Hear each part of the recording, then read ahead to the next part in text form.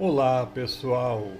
Meu nome é Mário Frigeri, sou poeta e escritor e estou convidando vocês para os meus momentos de poesia no YouTube.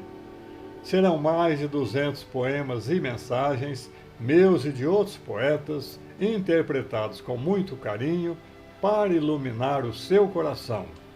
Venham comigo. O tema apresentado neste vídeo intitula-se Visão na Hora da Morte e narra um caso comovente ocorrido com o escritor brasileiro J.A. Nogueira, desencarnado em 1947, que também foi jurista, magistrado e crítico literário. O fato faz parte do livro Falando à Terra, publicado pela FEB. Quem faz a narrativa, que apresentamos aqui de forma condensada, é o próprio autor, tal como ocorreu no momento de sua morte. Vamos dar a ele a palavra. Sombra espessa anuviava-me o pensamento. Seria a aproximação do fim do corpo?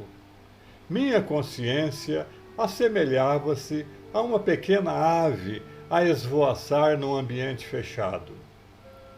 De repente, num milagre de alegria e luz, eu me vi leve, à distância do leito de morte, como se me houvesse despido da roupa pesada de um pesadelo.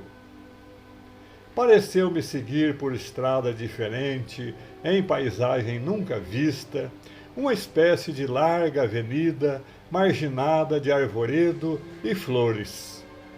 O vento fresco brincava por entre a ramagem, enquanto a noite acendia novos astros na imensa cortina azul do firmamento. E eu seguia sempre. Meu corpo fizera-se ágil como nunca, e uma espécie de magnetismo me conduzia, fazendo-me parar de quando em quando para admirar as constelações que me deslumbravam.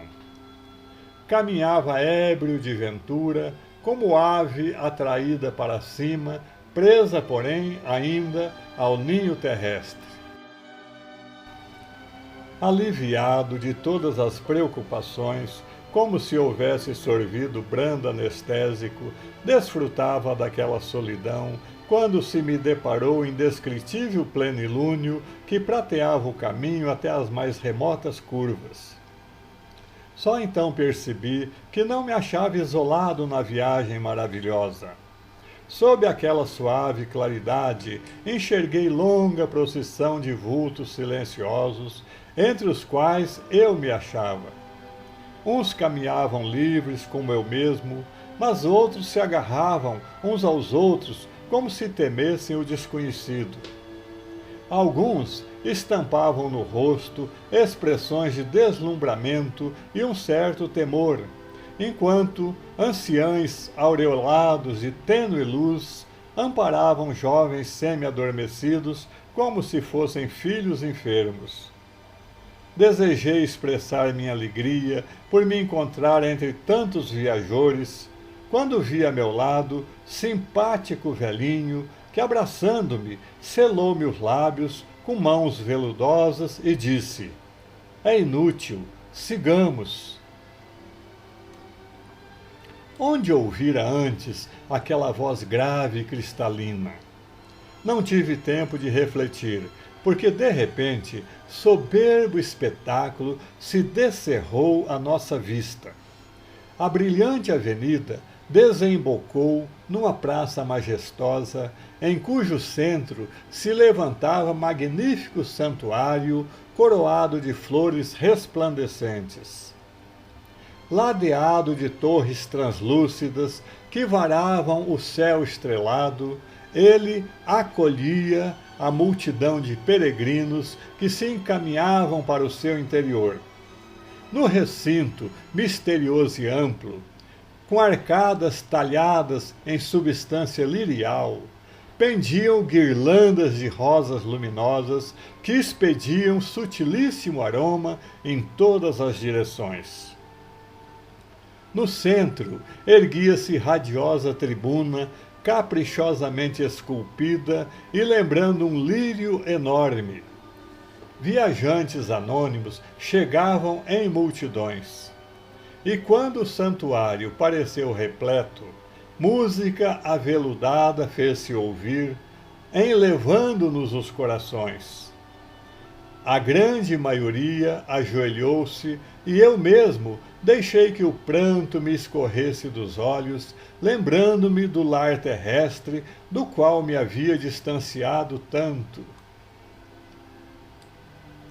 Quando a música fundiu as nossas emoções num só sentimento de amor, reparei que respeitável figura de sacerdote, envolvida em grande auréola dourada, surgia na tribuna e nos estendia as mãos em largo gesto de bênção. Quem seria aquela singular personagem? Quis dirigir a palavra ao ancião que me acompanhava de perto, mas naquele momento o mensageiro divino, erguendo sua voz da tribuna, passou a falar em voz comovida. Irmãos, que vos reunis neste santuário repousante, procurando a paz que vos falta na terra, abri a vossa mente ao influxo divino que desce em largos jorros dos mananciais inesgotáveis do infinito. Toda alma é templo vivo que guarda ilimitada reserva de sabedoria e de amor. Quem vos declararia deserdados dos tesouros universais, quando sublimes celeiros de bênçãos se amontoam no mundo ao redor de vossos pés? Como não louvar o poder soberano que vos preenche de alegrias e possibilidades sem fim na estrada que trilhais? Como descansar e vos entregar à fadiga quando o caminho vos pede a energia santificante? Atentai para o suprimento celestial que sustenta os ninhos perdidos no cerrado e alimenta os lírios que desabrocham no pântano.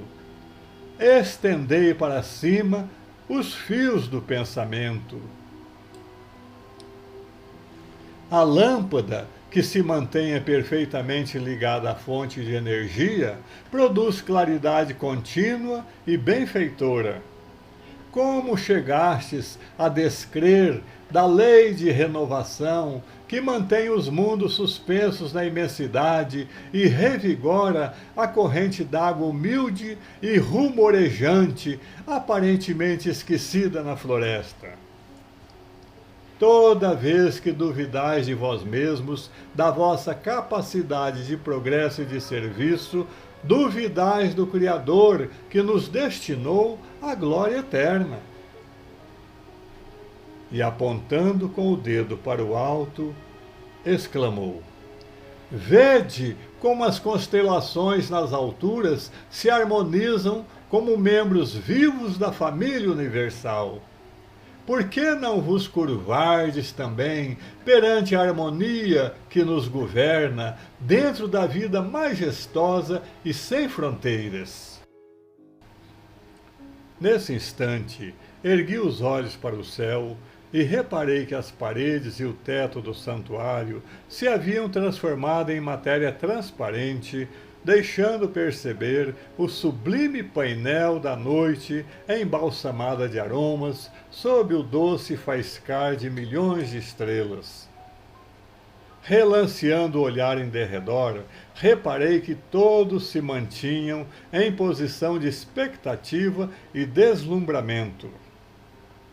Flores minúsculas, de tenuíssimo azul, choveram profusamente no recinto, tocando-nos de leve à fronte e desfazendo-se em perfume à altura de nossos corações, como se o céu quisesse impregnar-nos de renovadas energias. Torrentes de lágrimas desabaram de meus olhos.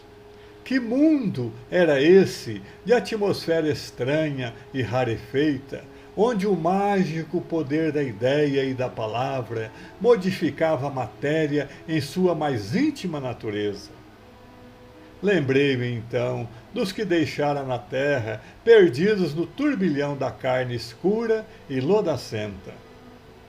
A asfixiante saudade oprimiu-me o peito e tentei fugir, ébrio de alegria, para buscar os entes amados e convencê-los da certeza da vida eterna.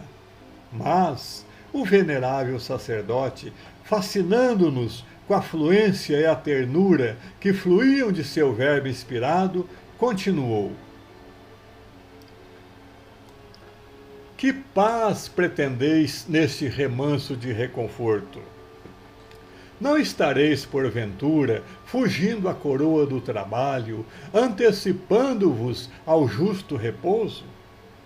A cada um de vós concedeu o Senhor bendito campo a lavrar. O terreno é a escola da experiência, o arado é o corpo. Desfrutais a bênção do lavrador que se levanta com a aurora, que semeia sem exigências e que se louva no suor em que se purifica e engrandece? Ignorais, acaso, que para receber com abundância é preciso dar com liberalidade? Não vos pergunto aqui se dispondes de riqueza material para auxiliar os semelhantes, de vez que o ouro do amor jamais falta no coração de boa vontade. Não indago se sois livres para ajudar, porque os que vivem a legítima caridade se honram na oportunidade de servir. Não cogito de vossa cultura intelectual, porque a providência celeste se utiliza, acima de tudo, daquele que faz o bem.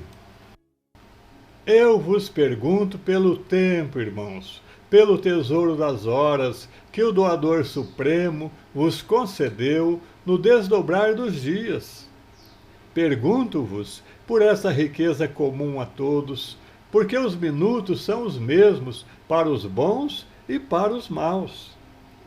Somos aquilo que gravamos na tela das horas. Que fizestes, pois, da bênção de cada dia para vos revelardes assim desalentados e vacilantes? Em todos os círculos de abençoado trabalho na terra, existem charcos de ignorância e miséria, convocando-vos à glória de ajudar e redimir. Que fizestes de vosso tempo na seara de luta e de amor que fostes chamados a cultivar? Quantas lágrimas enxugastes? Quantas noites passastes à cabeceira dos desamparados do mundo? Quantas horas já destes ao triste, ao miserável, ao aflito, ao canceroso? Quantas vezes fizeste sorrir a esperança nos corações sobrecarregados de desilusão? Quantos pensamentos de verdadeiro amor aos semelhantes emitistes nos caminhos do tempo? Quantas crianças conduzistes? Quantos irmãos sem refúgio encontraram em vosso espírito o sustento e o incentivo de viver? Quantas dores mitigastes? Quantas luzes acendestes? Interrompeu-se o sacerdote e as vozes de um carrilhão ressoaram na abóbada. Extrema palidez marcava todos os semblantes. Refleti, então, nos dias longos que deixara passar na terra, sem a bênção de um sorriso sequer aos infelizes companheiros de estrada. Não pude resistir passivamente à angústia que me tomara o íntimo. Levantei-me de chofre e saí. O mundo distante chamava-me imperioso. Por mais que desejasse prosseguir na catedral de neve translúcida, não consegui. A mensagem daqueles sinos parecia a voz de minha consciência, perguntando-me pelos minutos que eu perdera. Ninguém podia me deter. Em breve tempo, surpreendi-me em pranto convulsivo no seio infinito da noite estrelada. O tempo!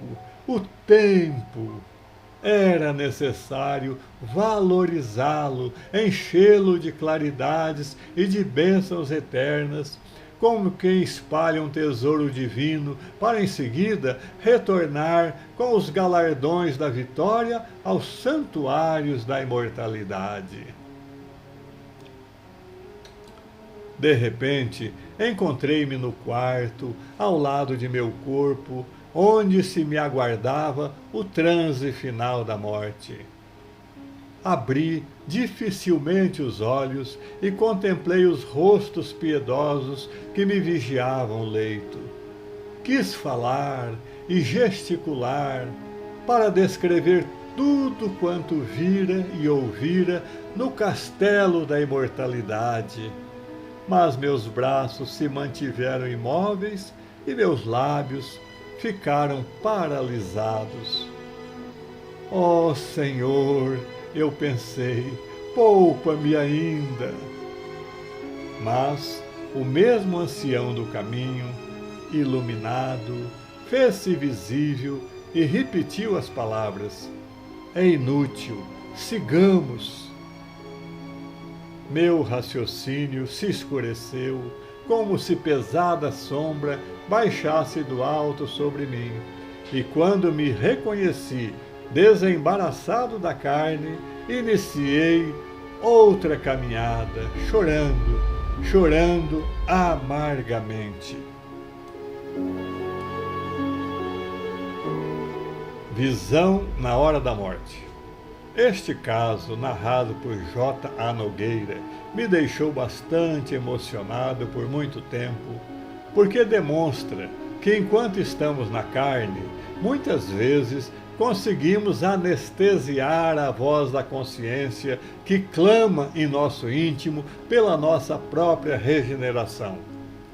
Mas quando nos encontramos em espírito, sem o abafadouro da matéria, a consciência grita tão alto que nos é impossível fugir ao seu poderoso clamor de justiça. Bem-aventurados, portanto, os que levam uma vida de simplicidade e amor, porque podem deitar a cabeça no travesseiro e adormecer em paz sob as bênçãos de Deus. E quando partirem para a pátria espiritual, continuarão nessa mesma caminhada remansosa e feliz, rumo à sua perfeição no infinito. É isso. Espero que tenham gostado.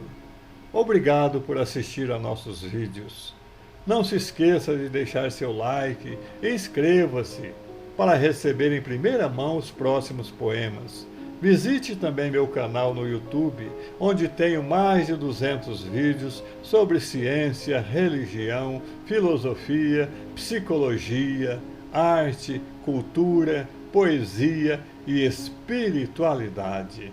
Um grande abraço e muita paz.